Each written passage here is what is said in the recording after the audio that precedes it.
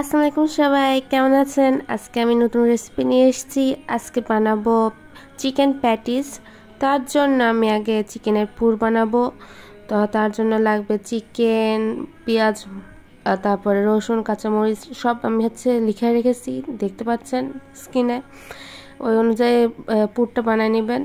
তারপর একটা ডো তৈরি করব। তার জন্য আটা, লবণ, তেল দিয়ে আগে একটা সুন্দর এরকম ডো তৈরি করে নেব।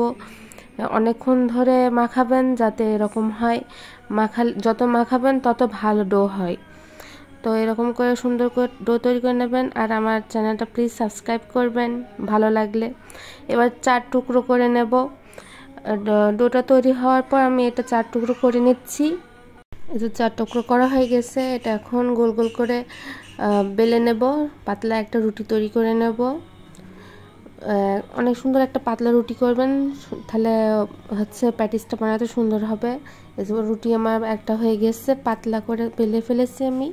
এর মধ্যে এবার উপরে আমি দেব কর্নফ্লাওয়ার আর তেলের মিশ্রণ। তো আমি কর্নফ্লাওয়ার আর তেলের মিশ্রণটা দিলাম আর সুন্দর করে সব কিছু ছড়াই নেব। ছড়াই নিচ্ছি, সুন্দর করে ছড়াই নিতে হবে প্রত্যেকটা জায়গায় যাতে যায় এই মিশ্রণটা। তারপর পুরো আটা ছিটাই নেব।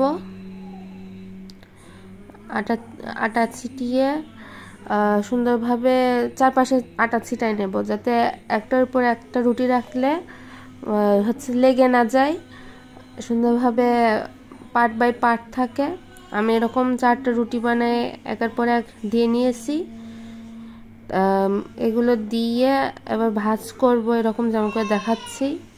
পরোটার মতো দেখতে হবে কিছুটা, পরোটার ভাজার মতো কিছুটা হবে। তো এরকম প্রত্যেকটা ভাজের উপর এরকম মিশ্রণটা দিয়ে নেব আর আটা ছিটাই নেব সুন্দর, তাহলে ভাজ ভাজ হবে। এই যে আমার হয়ে গেছে, একটুখানি ছিঁড়ে গেছে, তার সমস্যা নাই, এটা ভাজের মধ্যে চলে যাবে। আর এই যে আমি সুন্দর করে বেলেও নিয়েছি, ওইটা লম্বা লম্বা করে একটু আটার সাথে মাখায় বেলে নিয়েছি। তারপর এবার 4 কোনা করে কাটবো। মোট আমি অনেকগুলোই বানাই ফেলেছি, 9টা মতো হয়েছে। এটা সুন্দর করে কেটে নিলাম। তো এবার এর মধ্যে পুরটা ভরে নেব। পুর ভরে নিলাম।